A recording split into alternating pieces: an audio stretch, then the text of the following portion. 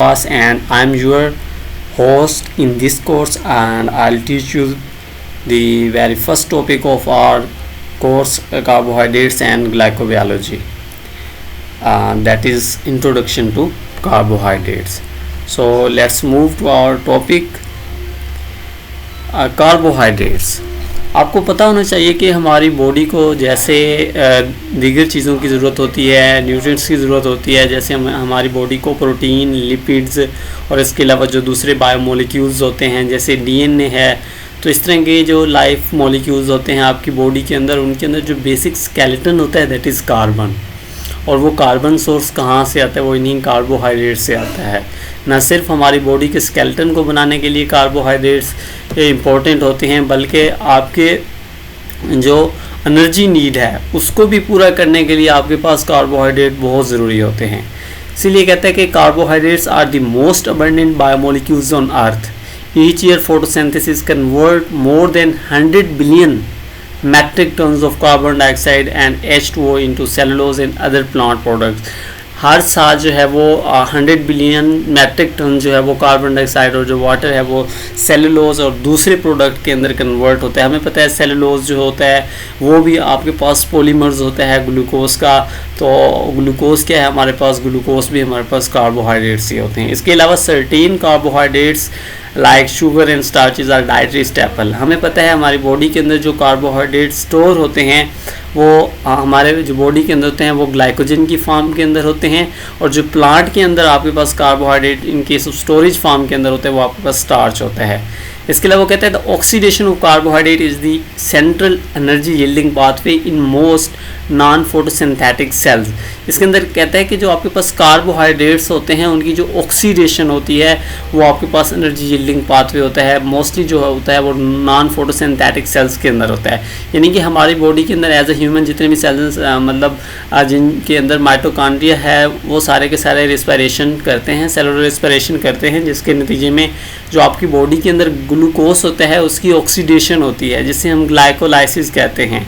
उस केस में आपके अंदर एनर्जी यील्डिंग होती है। तो वो ग्लूकोज कहाँ से आ रहा होता है? वो कार्बोहाइड्रेट से ही आ रहा होता है। और मोस्टली प्लांट्स यानी कि मोस्टली जो प्लांट्स होते हैं उन सब के अंदर भी होती है।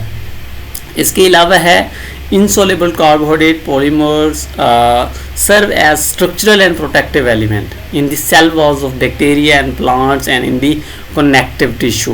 हमें पता है कि जो हमारे पास बैक्टीरिया होता है उसकी जो सेल वॉल होती है, इसके अलावा जो प्लांट की सेल वॉल होती है उन सब के अंदर जो है वो कार्बोहाइड्रेट्स का जो होता है वो मेन रोल होता है। ठीक है। और जैसे बैक्टीरिया है पेप्टिडोग्लाइकन हो गया, तो इसका मतलब है पेप्टाइड ग्लाइकन कार्बोहाइड्रेट्स इनका जो है वो कॉन्जुगेट्स जो है वो मौजूद होते हैं और जो उस सेल वॉल को प्रोटेक्टिव कर रहे होते हैं, स्ट्रॉन्ग बना रहे होते हैं। और इस तरह से जो सेल का साइटोसोल होता है या साइटोप्लाज्म होता है वो भी प्रोटेक्टिव रहता है। इसके अलावा वो कहते हैं other carbohydrate polymer lubricate skeleton joints and participate in the recognition and addition between cells. इसके अंदर ये कहता है कि मतलब मोस्टली ऐसा भी होता है कि एज ए ल्यूब्रिकेंट के तौर पे यूज़ हो रहते हैं। जैसे आपके जॉइंट्स हैं उसके अंदर जो ल्यूब्रिकेंट होते हैं उनकी जो कंपोजिशन होती है उसमें भी कार्बोहाइड्रेट मौजूद होते हैं। जैसे आपके पास हाइल्यूरोनिक एसिड है तो ये भी मौजूद होता है जॉइंट्स के अंदर, इसकी कंपोजिशन भी कार्बोहाइड्रेट्स ही होते हैं। उसके अलावा कहता है more complex carbohydrate polymers covalently attached to the protein और lipid act as signals that determine the intracellular location और metabolic fate of these hybrid molecules called glycoconjugates. अब ग्लाइको कॉन्जुगेट्स का पता होना चाहिए आपको। आप देखें कोई आपके पास कार्बोहाइड्रेट हैं वो अगर कॉन्जुगेट बनाते हैं तो उसे ग्लाइको कॉन्जुगेट्स कहते हैं। जैसे ग्लाइकोजन है अगर वो प्रोटीन के साथ जो है वो बॉन्डिंग शो कर रहा है, ग्लाइको प्रोटीन्स होते हैं। इसके अलावा आपके पास अगर वो लिपिड के साथ शो कर रहा है, वो कोवेलेंटली अटैच है, अटैचमेंट शो कर रहा है, तो उसे हम कहते हैं वो आपके पास ग्लाइकोलिपिड्स होते हैं। इस तरह ये जो है आपके पास जो इंट्रासेलुलर मॉलिक्यूल होते हैं या जो आपकी सेल्स के अंदर रिसेप्टर्स होते हैं और इसके अलावा जो लिगेंड्स वगैरह होते हैं उनकी कंपोजिशन ये ग्लाइको कॉन्जुगेट्स की ही होती है। उसके बाद है they are the most abundant dietary source of energy 4 calorie per gram, यानी कि पर ग्राम के अंदर 4 कैलोरी एनर्जी मौजूद है। और इसके अलावा carbohydrates are the precursor of many organic compound. Fats हैं जैसे अमाइनो एसिड हैं तो इनका प्रिकर्सर्स भी होते हैं। यानी कि ये बताते हैं कि नेक्स्ट मॉलिक्यूल कौन सा होगा। Carbohydrates also serve as the storage form of energy. हमें पता है कि कार्बोहाइड्रेट्स एनिमल के अंदर भी जो है वो स्टोर होते हैं और प्लांट्स के अंदर भी स्टोर होते हैं। उसके बाद है carbohydrates may be defined as polyhydroxy aldehyde and ketone. हमें पता होना चाहिए कि एल्डिहाइड कौन से होते हैं और कीटोन्स कौन से होते हैं। याद रखना है, अगर आपके पास कार्बोनाइल कार्बन है और उस कार्बोनाइल कार्बन के एक तरफ जो है वो H जुड़ा हुआ है, ठीक है, ये आप देख लें, मैं राइट कर रहा हूँ, अगर एक तरफ H जुड़ा हुआ है और दूसरी तरफ कार्बन है या कोई और ग्रुप है तो वो आपके पास एल्डिहाइड ग्रुप होता है, ठीक है। और इसी तरह अगर आपके पास जो है वो कार्बोनाइल कार्बन है और उसके दोनों तरफ कार्बन जुड़ा हुआ है तो वो आपके पास कीटोन ग्रुप होता है। तो इसी तरह शुगर्स भी कीटोनिक भी होती हैं, एल्डिहाइड शुगर्स भी होते हैं। फर्दर जब हम मोनोसेक्राइड्स का नेक्स्ट लेक्चर में डिस्कस करेंगे तो उसके अंदर ये चीज़ें मज़ीद एक्सप्लेन्स हो जाएंगी। उसके बाद कहता है carbohydrates are refer to as saccharides. अब ग्रीक वर्ड है सैक्रोन्स विच मीन्स शुगर। इसके अलावा कहता है they are primarily composed of elements such as carbon, hydrogen and oxygen. The name carbohydrate literally means hydrated of carbons.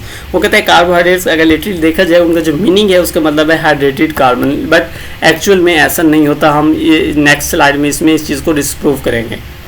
अब इसमें देखें general formula of carbohydrates कैसे होता है, CHX H2O into Y, ठीक है।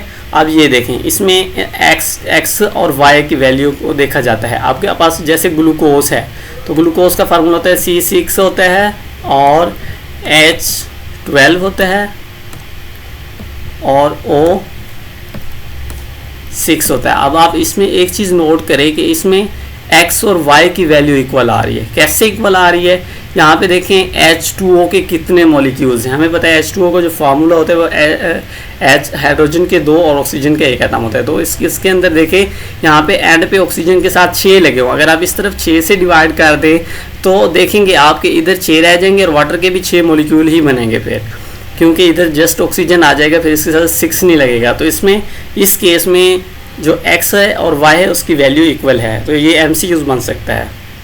इसके अलावा empirical formula of carbohydrates CH2O into N होता है, वेयर जो आपके पास N होता है वो ग्रेटर देन और इक्वल टू 3 हो सकता है।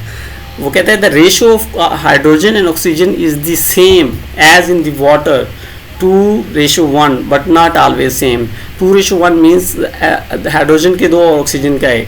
तो इसका मतलब है रेशियो जो होती है वो मोस्टली 2:1 होती है कार्बोहाइड्रेट्स के अंदर, बट किसी केस में होती भी है और किसी केस में नहीं भी होती। वो देखिए इस नेक्स्ट पॉइंट में बता रहा है, कहते हैं however there are several known carbohydrates compounds. अब हमारे पास देखें एसिटिक एसिड है, अब इसके अंदर देखें रेशो वही 2:1 नहीं आ रही है। अब 2 से डिवाइड कर दें तो ये 2:1 ही आ जाएगी, 2 हाइड्रोजन की 1 ऑक्सीजन के आ जाएंगे यहाँ पे। तो इसका मतलब है ये है तो एसिटिक एसिड, कार्बोहाइड्रेट्स तो नहीं है, बट ये इस चीज़ को फॉलो कर रहा है 2:1 वाली बात को। इसके अलावा आप लैक्टिक एसिड को देखें C3H6O3, ये भी फॉलो कर रहा है, but it is not a carbohydrate which also appear as hydrates of carbon. It's mean hydrated form के अंदर तो है, वाटर के मॉलिक्यूल तो है, बट वो कार्बोहाइड्रेट्स नहीं है। तो इसलिए हम ये डिफाइन नहीं कर सकते कि carbohydrates are the hydrates of carbon, तो ये करेक्ट डेफिनेशन कभी भी नहीं हो सकती। उसके बाद कहता है further some of the genuine carbohydrates जैसे R-हेक्सोजीज होते हैं, ये देखें उसका फार्मूला C6H12O5। अब यहाँ पे देखें ये 2:1 को फॉलो नहीं कर रहा। इसके अलावा डीऑक्सीराइबोज जो है ये भी फॉलो नहीं कर रहा। तो इसका मतलब ज़रूरी नहीं है कि जो आपके इस फार्मूले को जो है वो 2:1 वाली बात को पूरा करे तो वही कार्बोहाइड्रेट्स हैं, ऐसी बात नहीं है, ये भी कार्बोहाइड्रेट्स हैं। Do not satisfying the general formula, तो ये जनरल फार्मूले को तो अप्लाई नहीं कर रहे। Hence carbohydrates can not always be considered as hydrates of carbon। तो यहाँ पे क्वेश्चन बन सकता है कि हाँ prove that carbohydrates can not be always considered as hydrates of carbon. तो आपको यही जो है वो जस्टिफिकेशंस देनी पड़ेंगी। Thank you so much for giving your precious time. Hopeful कि आप लोग अंडरस्टैंड कर पाए होंगे। तो नेक्स्ट वीडियोस देखने के लिए मेरे यूट्यूब चैनल को सब्सक्राइब कीजिएगा और लाइक कीजिएगा। अल्लाह हाफिज़।